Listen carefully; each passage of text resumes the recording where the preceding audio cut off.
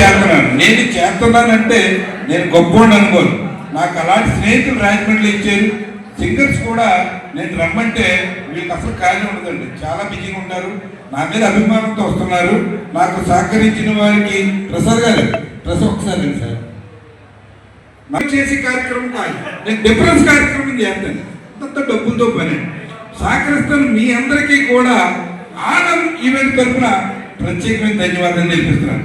నేను పట్నాల శ్రీనివాస్ గారండి. నాకు ప్రతి కార్యక్రమానికి వెనకాల ఉన్న పట్నాల శ్రీనివాస్, మనం ఏ స్నేహితుడిని మర్చిపోకూడదు. సాయిబాబా గారు పెట్టిన దగ్గర నుంచి ఇప్పటికీ నాతోనే ఉన్నారు. కొంతమంది అటు ఇటు వెళ్తుంటారు సింగర్స్ అని.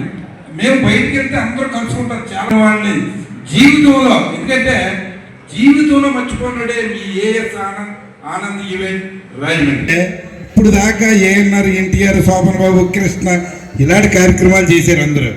ఎవరో రాజమండ్రిలో చేయని ప్రయోగం సివి ప్రసాద్ గారికి వచ్చింది ఐడియా. విశ్వనాథ్ గారి పాటలు, ఎలాంటి పాటలు ఉన్నాయండి. ఆ పాటలు 26వ తారీఖున సింగర్స్ అందరూ కూడా రెడీ అవ్వాలి. 26ని విశ్వనాథ్ కలయికలో అన్ని విశ్వనాథ్ పాటలు ఉంటాయి. సింగర్స్ అందరూ గమనించవలసిందిగా కోరుచున్నాను అన్నారు.